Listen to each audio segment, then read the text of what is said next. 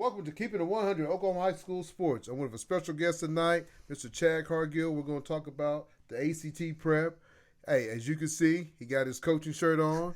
We're going to talk a little bit of high school playoffs, talk about a little bit of recruiting. But how you doing this evening, Chad? Awesome, man. I'm glad to be here, Tony. Thanks for having me out, man. Man, it's a pleasure. Like I said, talking about the ACT prep is going to be something that, kids I know right now with everything's going on, and they kind of put it off, but you know what it takes to get a kid in college. But before we jump into that, let's talk about your game Friday night. How did it go? Well, it went well. I'm coaching at Christian Heritage, and we played Colgate this week, so get that first round in, that Yes, playing sir. game. So went well. Got a big lead early. Was able to rest some guys and get some of the young guys. To see them young guys smile. Tony, you know what it's like? Hey, I know what it's like, man. Getting to play in a playoff game. You guys get to play at home, but I know this week you guys going to be on the road. You're going to go play Frederick. Look here. Good, too, now. Big, fast athletes. We got our work cut out for us. But, hey, why not us, right? Let's go. The deal about it, though, Chad, it's called playoffs. Me and Big E, which he'll be joining me here shortly, we talk playoffs. Everybody got in the playoffs this year. So, y'all's bracket is kind of like a college 64 bracket, Big. So many kids you got. Yep. So many teams in there. So one of the deals you got to worry about is keeping yourself healthy, no one getting sick, no one catching the virus. So it's going to be tough, but, you guys got a great little ball club. You coach the defensive ends. It's been a pleasure. Love them like guys. I said, you're going on the road with Frederick, but, it's playoffs, baby. Anything can happen. They got to put on their cleats just like you guys do. No doubt. And guess what? It's called playoffs, baby. Get busy with Let's it. do it. So, Chad, so tell us, the listeners that's going to, listen to us tonight, and we're going to talk about, like I said, we're going to talk about the ACT prep. So tell us, what is the ACT prep? Yeah, well, the bottom line is that, the ACT's become really important. More so than it should be. Let's just be frank about it. A lot is weighted on that test.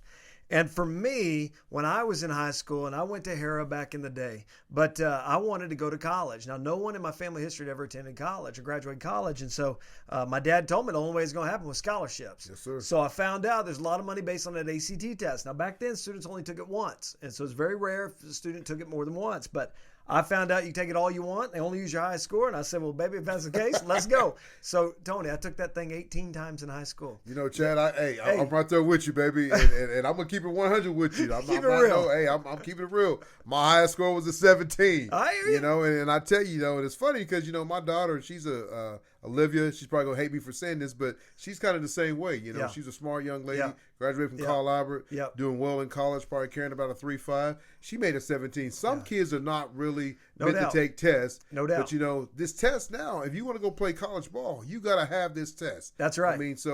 So I know you're going to help students and educate people that's going to watch the show and listen to the show, keeping it 100. It's what we do here. Yep. He's going to tell us how you can, because a lot of these kids think, I'm going to play college football, or I'm going to play college basketball, run track, whatever sport they're going to do. Right. But are they prepared to get into college? Right. And that's what you're going to educate us on. No doubt. Now, listen, a couple things here. A lot of people are going to say, hey, I'm going to go get this football scholarship.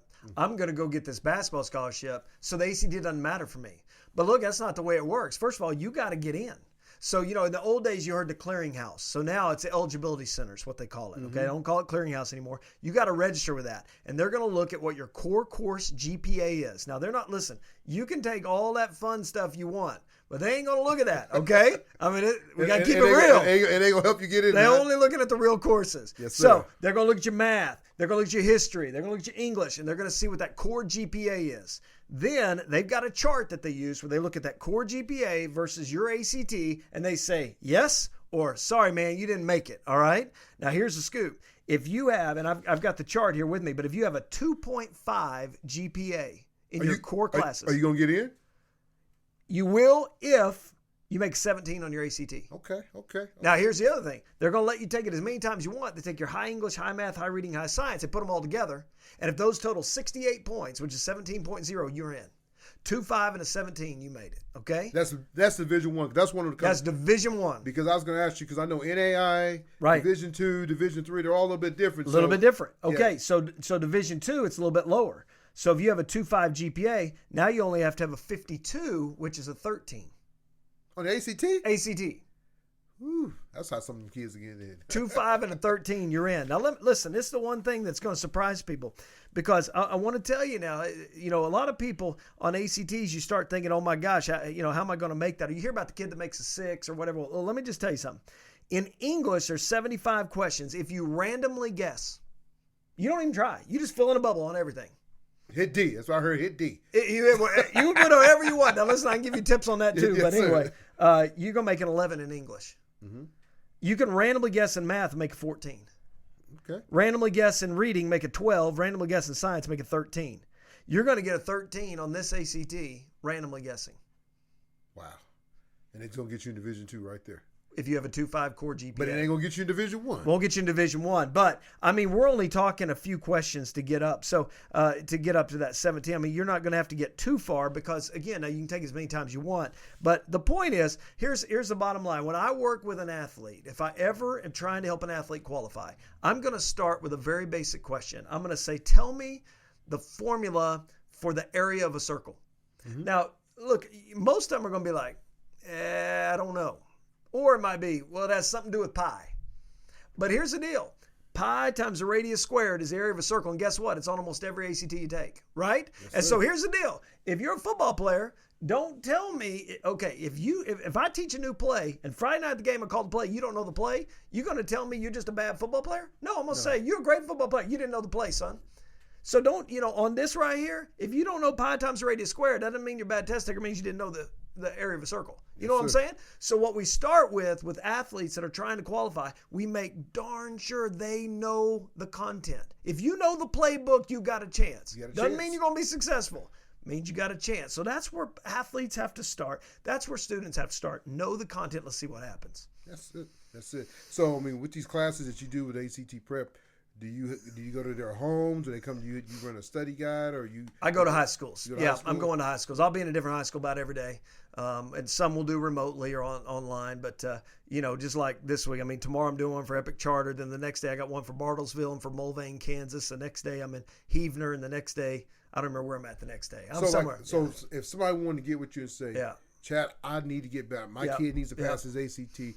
Yeah. Can they call you and you come out and you tutor them? How does that work? I don't do individual tutoring necessarily just because I travel every day. But what they can do is they can certainly get with their high school. There'll be a class somewhere in their area. They can come to my workshop. They can get the prep book if they want to do it out of a book, that kind of thing. So as far as I'm concerned, they can do that. But again, it's going to go back to we've got to know the content. So, there's nothing magic. I always tell people, listen to me speak at high schools doesn't raise ACT scores. It's what you do after. Yes. Same way you can listen to that coach show you film. He can tell you all he wants, but that's not going to make you a great football player. It's what you do with that. You got to study it. You've got to study it. That's it. So that's what I do on the prep side. But students need to know that the ACT is important. Now, here's the other thing, Tony, just real quickly. You take like my son who, played Division II football. Well, he kept saying, I don't need to do all this ACT stuff. I'm going to go play football. Well, now, listen, if he would have accepted his, offers and he'd have gone Division I, to some of the smaller schools in Northeast, yeah, maybe so. I mean, maybe. But here's the bottom line. He goes to OBU, and he's an ACT point away from $10,000 a year. Woo. That's a lot of money. Now, listen, Division II, you got to know they're not going to give you fools. No. We talked about that last week on the show with RT. Yeah. They're only giving 36 scholarships and probably have 120, 140 something kids on the team. One question I did want to ask you, when should a student start preparing for the ACT? Though? Yeah. Well, I recommend a minimum of a 1-2-3 plan. I want once the sophomore year, twice the junior year, 3 times senior year at a minimum. Okay. Now, I've got a whole theory behind why those and which ones they should be. But at a minimum, I want introduction to this the sophomore year.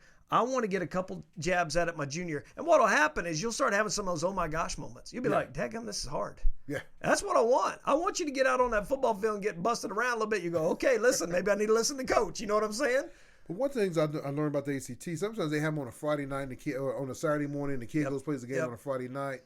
Is there any way they can kind of change that, or is that just the way it's kind of set? Because you got to think, once you say you travel a lot, you travel to Tulsa, and you come back home, and you get home at midnight, then you got to turn around and get up at 7 o'clock in the morning and go take ACT, and get ready for it, for it, and you haven't got that much sleep. You should be prepared. You should have a great breakfast and drink orange juice and all the good things, but sometimes I think that's kind of crazy, There's I know no you doubt. can kind of schedule it, but I just think it's kind of crazy how they got it scheduled. Well, like there's that. no doubt. And, what bothers me even more is that the night before the national ACT test, we got a home football game, and the administration declares it homecoming. We're going to have the dance after and everything. I'm like, Dad, do that on another week, man. This is ACT. This is important. You know what I'm saying? Very important, man. If you're able, you can even look at where you might be. I know a lot of it, like our daughters, we travel on these teams. And so sometimes if you're doing that in high school, it might be to your advantage to say, listen, I'm going to be in Wichita the night before. Guess what? I'll take the ACT in Wichita.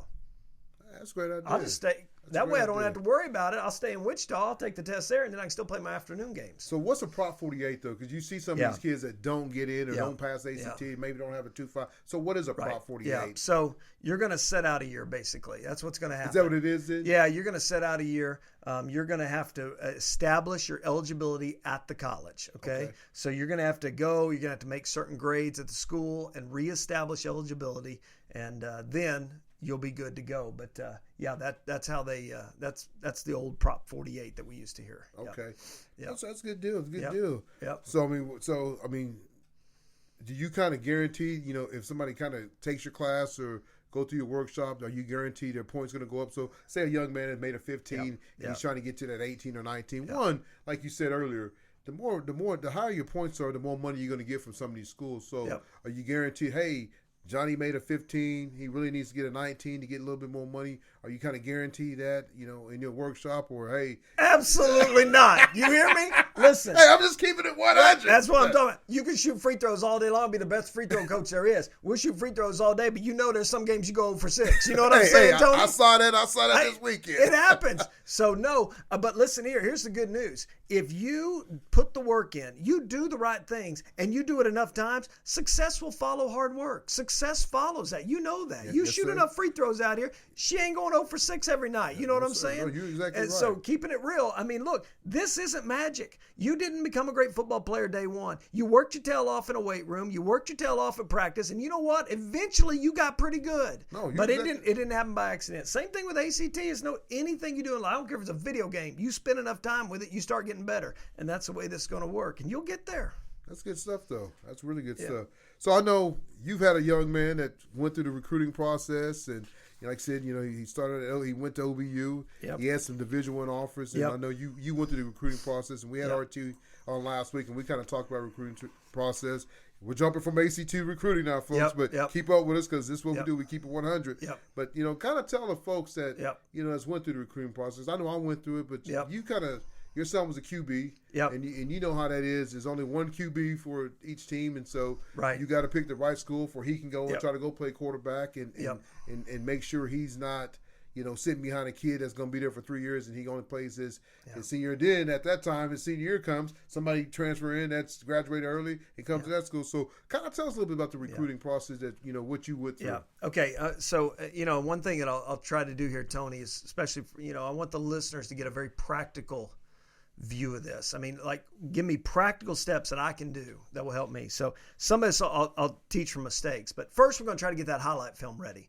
And listen, on that highlight film, coaches don't have a lot of time.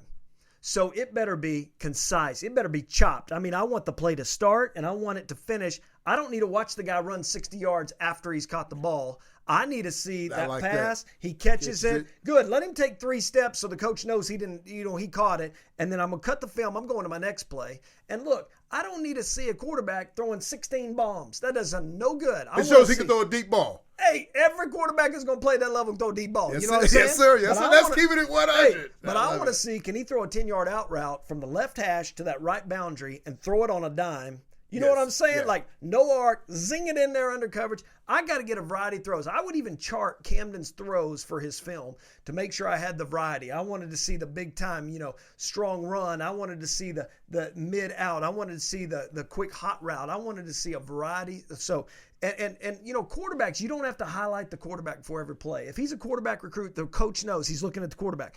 Other players, you need to highlight them. They don't know who they are. Highlight them at the beginning of the play so we can see it, but that's going to be good. But keep that film concise and make sure those best plays are at the beginning. And it needs to be, it needs to be the first 5-6 plays need to be big-time plays but a variety of plays. Yes. Got to have a variety. Catch his eye. Okay. So now, once I get that, then the next step is, okay, so what? You have good film. A coach has to see the film. Now, how are we going to decide how a coach is going to see the film? So this is what I did with Camden. We built a database. I got on Wikipedia and I looked up every Division II school in the country. I looked up every FCS school in the country and I said, Camden, you're probably a Division II or an FCS quarterback. So let's start there. And I said, tell me where you would play. All right. So we make this list. Then this is what I did, Tony. I built a spreadsheet and I said, now here's the quarterback coach at every one of those schools, and here's his email, and here's his Twitter. Here's the offensive coordinator at every one of those schools. Here's his email. Here's his Twitter.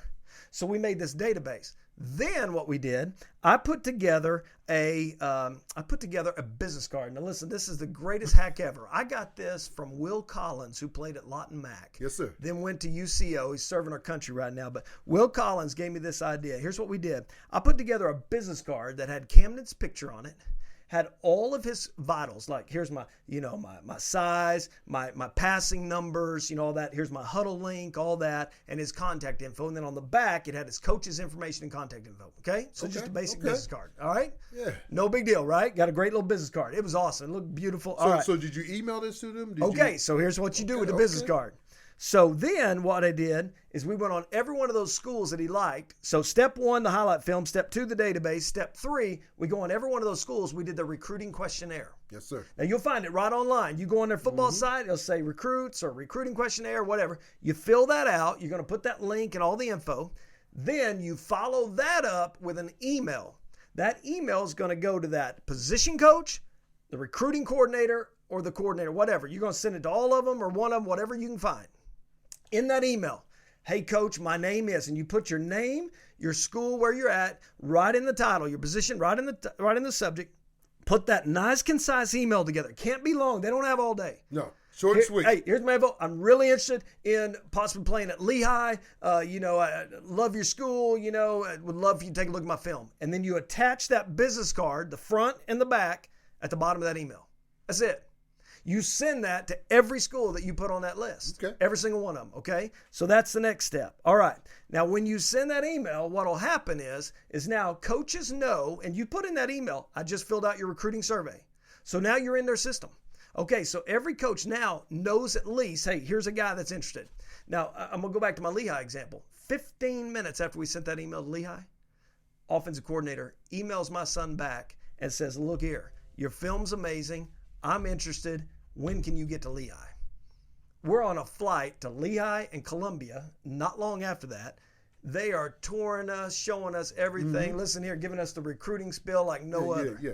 Hey, how would they ever found us? It was simply that my son said Lehigh is one of the best business schools in the country. I'm interested in going there. It was that simple. And we followed that process and got that. Now, the camps, Tony, is the other thing. And there's a lot of different camps. When kids are looking at camps, I'm going to tell you just real briefly. You can do the 3-day camps at the big schools. If you're going to go to those, don't expect to go to those for offers. There's going to be a few elite guys that are going to be invited in. You'll see guys come in for 1 day, they'll leave. Well, they were invited in. Coach wanted to evaluate. He wanted to see him. Yeah, that's it. Now, listen, if you want to go to one of those and you want to try to work some skills, you just want to be part of it, fantastic. But don't go to that necessarily for the recruiting side, okay? Yes, sir. Now, the other kind is the prospect camps. These are like the 4-hour, 3-hour camps. So you're going to go to a college, like you'll go to Emporia State, and you're going to be up there with Coach Higgins, and he's going to have his whole staff, and it's going to be awesome. And so you're going to go through all the basic, like speed, agility, all that at the beginning. Yeah. Then you're going to break out with your position groups. So now you're going to get coached for about 1 to 2 hours by their position coach doing their drills. This is where you're going to get evaluated. See, when Coach Higgins evaluated Camden at Emporia, look here, he got one-on-one with him. I mean, there was 10 quarterbacks or so there, but I mean, he's really working, and he got to see him. Well, guess what? After the camp, he's like, you stay after. So he stays after. He's throwing some more.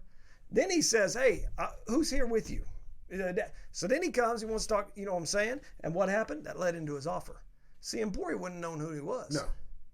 But Coach Higgins runs a great program up there. It's incredible. So anyway, that led to his offer. Same at UCO. That's how he got offered UCO. I mean, so anyway, those are prospect camps. Now, anytime, in my opinion, Tony, anytime the word mega is involved in the camp, don't go. Yeah, I just think I've been to a couple of mega camps when the boys are going, and it's like it's a bunch of schools. There's a bunch of it's a money maker. That's what it is. And I hate to say that, I'm keeping it 100, but it's just a money maker. It's they're real. not looking at you. No. They're not.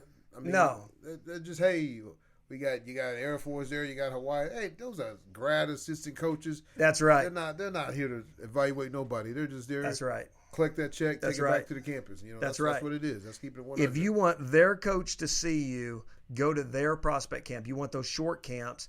And, if you do that, and like with Camden, like he was really interested in going to Liberty. So we went there before his freshman year, sophomore year, junior year, and senior year. We went 4 times. Now, the quarterback coach at Liberty, he told us his senior year, he said, look, I don't know if you're going to be the right fit here.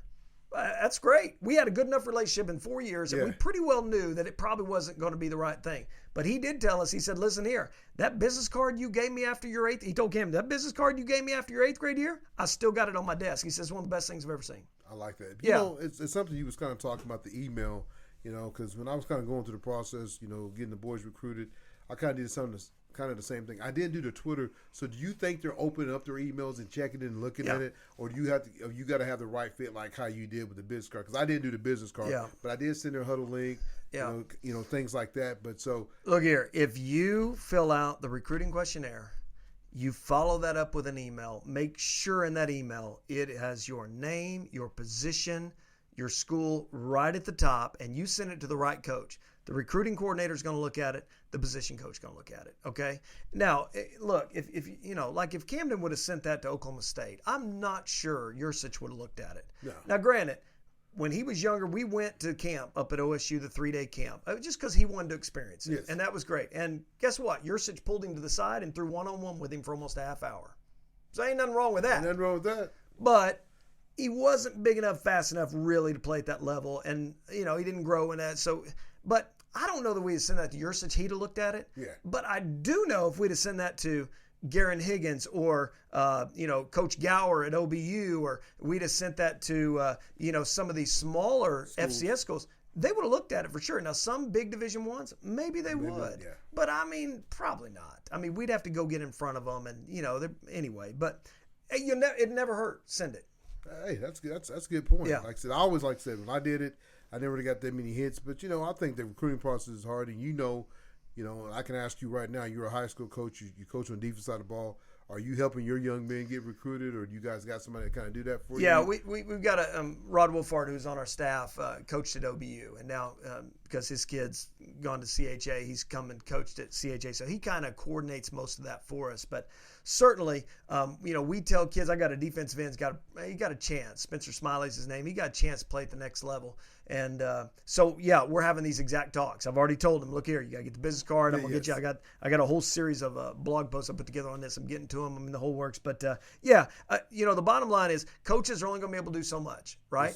Yes, sir. And especially if you're at a small school like Christian Heritage, you got to make sure that you're getting that information out to those coaches. I think even at big schools you need to.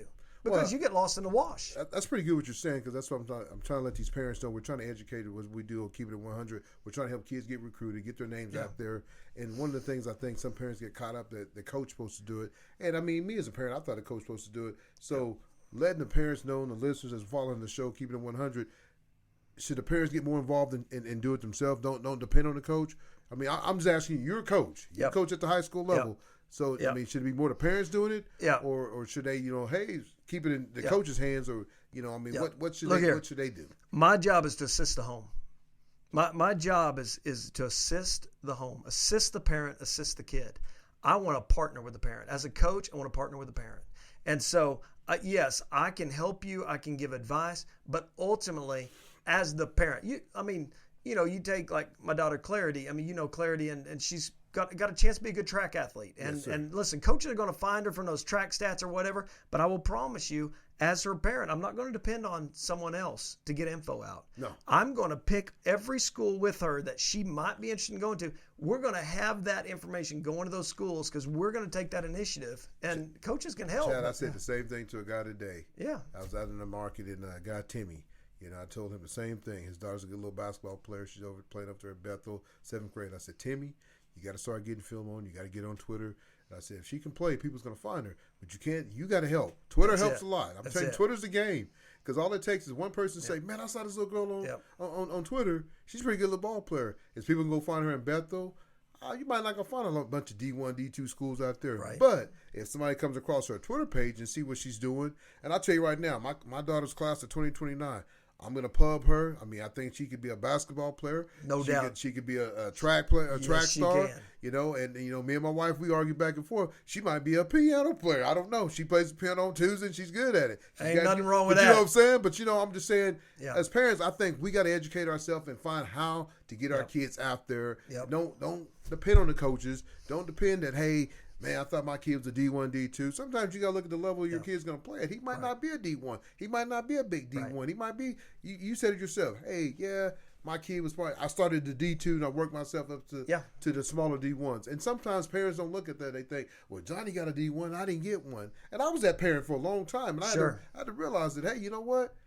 God has a plan for the kids. That's it. And it might not be doing. And you might go to D1 and never touch the field. Yep. You might go to D2 and be an All-American. Right. And guess what? You get drafted out of D2. You can make a great living, going D2. So I think, what you're saying, talk about the ACT prep, talking about the recruiting. I just think it's good to educate parents because I think you've been through it, having older kids. I've been through it. We both, have younger kids now, and we get to do it all over again. But, I know with this time with Zoe, I'm going to try to do everything right to try to get her in a school that's going to fit her. Granted, if it's D1, D2, Division III, NIA, whoever can help pay for her education. That's the most important thing. And hey, people college is expensive, it is. Tony. We talked about this last week on the show, me, Big E, and RT. If you got 3 kids in the show, on the show, but 3 kids in college, it ain't cheap. And dude, you know me, I got 8. I got 8 kids. Hey, man. I got 5 in a grandbaby. Listen, and just for people to know, in case they're wondering, books, tuition, dorms, fees, meals at Oklahoma State and OU right now is $90,000. OBU's $160,000. And that's for what, 4 years? 4 years. That's not talking about if they don't get it done in 4 years. Right. That's what I tell people all the time. If you get a scholarship, it's like hitting the lottery. Yes, it is. It's like hitting the lottery. People have no idea. That's why sometimes, I tell people, man, you might and we kind of talked about before we came on. Are we overworking them? Are we doing too much? Well, you know what? At the end of the day, if Zoe came to me and said, hey, Dad, I'm doing too much, let's back off. Right now she's on 3 or 4 little basketball teams. Yeah. I've kind of told myself that's kind of a little too much. But at the end of the day, I want to find her an AAU team that she can travel on because that's how she's going to get noticed. Right. And it's nothing towards nobody else. But at the end of the day, I got to take care of my baby girl. That's right. Because everybody's going to take care of theirs. Yep. And I've learned so much with my older kids that, hey, I'm going to take care of this one. So, Chad, I really appreciate you coming on. Anything else you want to talk about before we get off here? No, man. Well, just, as far as my prep stuff goes, you can find me on chadcargill.com. Talk to us, baby. Say it one more time. Just chadcargill.com. You'll find all my calendar there, all my classes, everything. I do an ACT test prep podcast. So just any of the podcast apps, Chad Cargill's ACT test prep, you can check that out.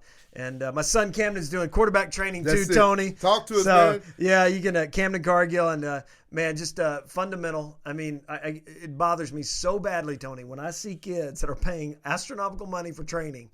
And they take that ball and they're sticking it back behind them and roundhouse, and I'm like, hey, you know what? I'm right there with you, man. We go to a guy named Chris Collier. He does Zoe's training, man, and he's got her dribbling to another level. And he charges me, $15, $20, a week for a couple sections, man. And and I know some of these people are charging $50 to $40, and I went to a couple of people that's done that. And you look at them, and I'm thinking, you really ain't doing that. You got a couple of chairs set up, she's going around them. One thing I like about Coach Chris is that he tells her to get back, and our daughters play for the same team on Sting, and Tanya and Chase does a real good job, with their practice and doing, and so we've been blessed, and she's been playing, SWAT with Cody Lilly, a great guy. Which is a 3rd and 4th grade team, and he's done a great job the last year that Zoe's been on that team. It's helped to get her game up, and he got some 3rd graders that are good, and eventually one day he's gonna have to go all 3rd grade, and she's still a 4th grade. So, but like I said, I've been blessed to have some great coaching with her, but also been blessed to have that I've been around a guy like Coach Collier that's not breaking me. So. Parents, like you said, his son, played, could have played Division I football. Is a great trainer. So anybody that has a son that's going to be a QB and you're getting robbed and you're working with the wrong person. I'm just telling you, man, go see this young man. I've got a chance to see him spin the ball. When I went out and watched their practice, like I said, he's a reasonable price. He's young and he's gonna get you in the right direction. So one more time, celebrate. Yeah, Camden Cargill is his name, and you can get him on Twitter at Camden Cargill, or just send you can just send me an email if you want. I can get you his info. I'm Chad at chadcargill.com. So 2 L's on Cargill. But and guess anyway. what? If you're struggling with your ACT, look my man up. Listen to his podcast, and we'll get you taken care of. Like I said, Chad, I appreciate you coming on, keeping it 100. Tony, thanks, man. I love your podcast. I love what you guys do, man. I've been watching, listening. I'm loving it. So you got me pumped. I love the interviews you've been doing too, especially like as a Hera guy. I loved your interview with Hera. Loved you coming out and seeing the Crusaders. So anyway, thanks for having me on, man. It's been nothing but a blast. Like I said, Big E, me, we're trying to get this going, and hopefully, like I said, I tell people all the time, we ain't got our feet on the ground yet, and right now we're just kind of, I don't know what we're doing, but we're doing it. So we're going to have fun doing it. So like I said, thanks again for joining us. And we'll be right back with Keeping It 100 Oklahoma High School Sports. Thanks, sir.